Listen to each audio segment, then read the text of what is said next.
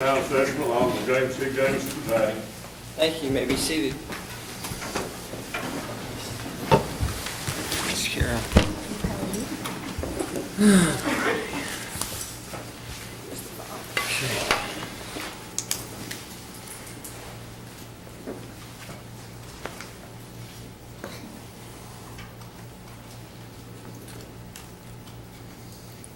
Okay, before we get started, Commonwealth Attorney's Office had supplied me a list of persons who are in attendance today on behalf of victims or immediate family members. So I just want to kind of run down that list real quick, and if I call your name, if you just raise your hand so I can see where you're at. Corey Dysinger. Corey, thank you. Jeff Dysinger. Amy Nelson. Greg Nelson. Teresa Cope. Brian Cope. Mary Michelle Thompson. And Jason Holt. Scott, is it Cosman? I'm sorry, Calvin. Calvin. Cosner? I'm sorry, Scott Cosner. Can't read. Sorry, Mr. Cosner. Okay. Brian Evans. Mr. Evans. Larissa Smock. Beth, is it Cosner as well, or Cosner? Cosner. And Justin Keeling. Okay. Is there anybody that I did not call your name that's not a member of the law enforcement or the court personnel? Okay. All right. And we have satisfied that those are all appropriate relationships under the law. Even though we have changed courtrooms and there is a different judge, the procedure at this point is relatively the same as it was in district court unless and until a successful arraignment occurs. So pursuant to KRS 610060, I'm going to give the following colloquy, not only to the child defendant, but as well to his parents. Where are his parents located? Okay. And sir, do you understand that you have the right to counsel? If you're unable to attain counsel, counsel will be appointed for you. Okay, and I think that's been accomplished. Your attorney entered his appearance, I believe, today in the record officially, correct? Yes, Your Honor. Okay. And so you understand you have the right to remain silent, and then anything you say may and can be used against you. Okay? Do you understand that you have a right to confront anyone who has accused you and to cross-examine that person on the allegations made against you? If I could get you to speak out loud, please. Yes, sir. Yes, sir. Thank you. Do you understand that you have the right to appeal from a determination of this court? Yes, sir. Okay.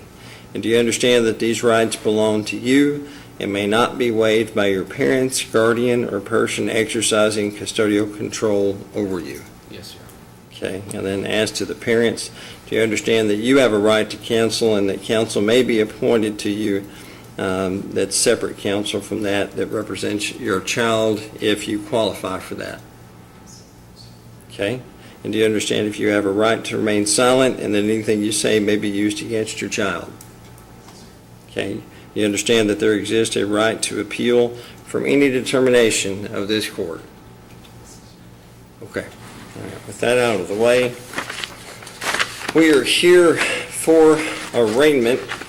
Are we ready to proceed with the arraignment process, gentlemen?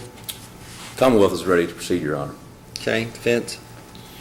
Judge, we would object to proceeding with the arraignment at this time.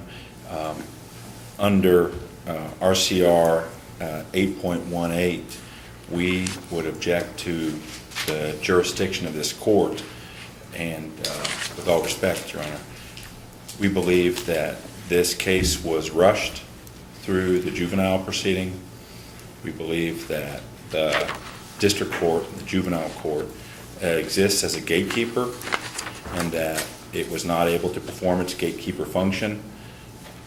I understand that in a case like this, everyone is trying to move it as fast as possible, but at times I think that because of the seriousness of the case, it needs that much additional scrutiny, and that scrutiny begins with a juvenile and juvenile court.